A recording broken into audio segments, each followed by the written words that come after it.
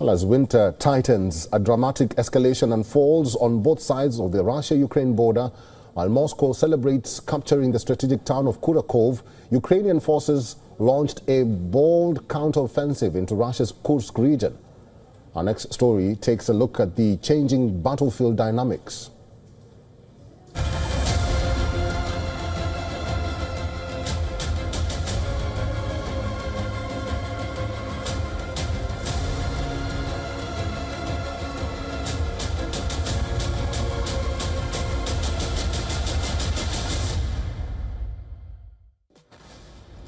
The war is intensifying.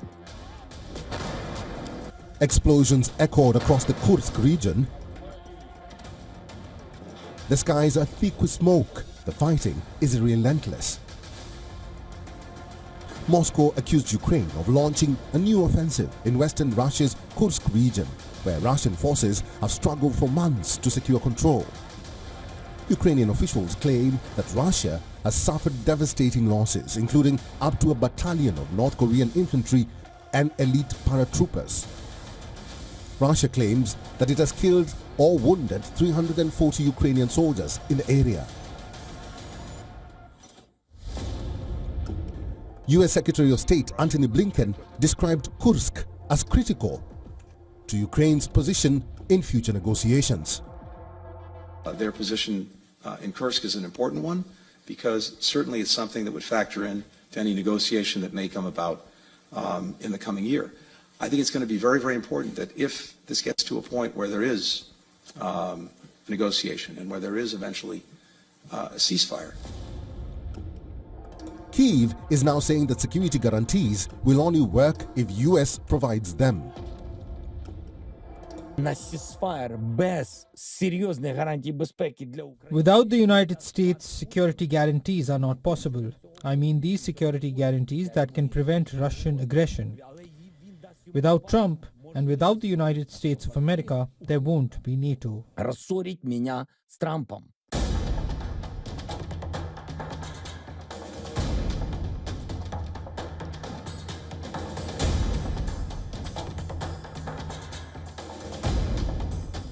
Russia continues to capture new territories. These are images from Kurakhove in the Donetsk region, where Russian forces are celebrating the capture of the crucial town. The victory for the Russians came after months of brutal fighting. The town has been under relentless attacks from artillery, multiple rocket launchers, powerful guided bombs and drones that have shattered buildings. Kurakhove's thermal power plant, reservoir and position on a vital highway make it a crucial victory for Moscow. There are fears that the capture will embolden Russian troops to move more fiercely towards Pokrovsk, which is a key road junction and a rail distribution center, furnishing supplies to a broad span of the Ukrainian front line. Russia has been driving westward in a slow and costly effort to capture all of Donetsk. Ukraine is short of troops on the front lines and is training to hold back the bigger Russian army. The conflict enters a new phase of uncertainty, with each side seeking to strengthen its negotiating position through battlefield gains. Bureau Report, WION, World is One.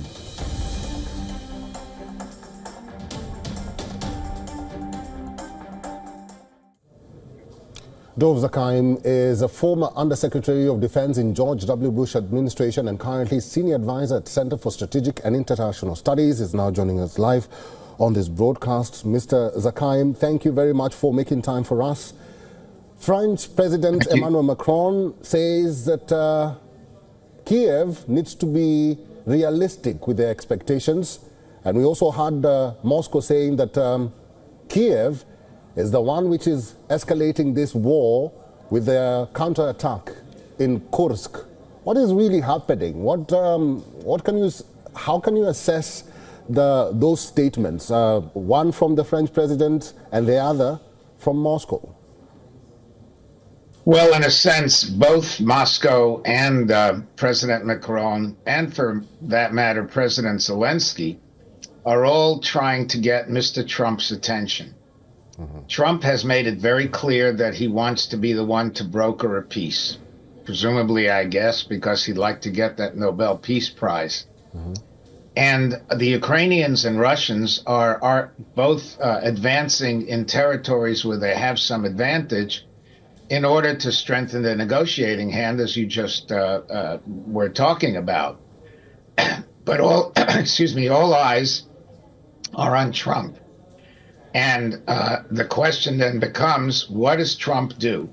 Question number one, does he stop helping the Ukrainians? One of the interesting developments is that although Biden did what he said he could do in terms of sending equipment to Ukraine, when he leaves office, there will be at least $2 billion unspent that he could have spent on helping the Ukrainians. And the latest shipment of materiel did not include the highest, most capable systems that Zelensky was asking for. So that already puts Zelensky in a somewhat weaker position. His only hope is to do as much as he can in Kursk while the Russians are advancing in Donetsk, and then essentially listen to what Macron is saying and negotiate, because he knows he's going to have to. Trump is going to insist on it. And the only question then becomes, does Trump essentially tell the Russians, you will have to negotiate a decent agreement or else I'll continue to support the Ukrainians? Then there's one other issue, which of course was also mentioned. Zelensky wants the American guarantee. I don't know that Mr. Trump wants to issue guarantees that might draw the United States into a war with Russia.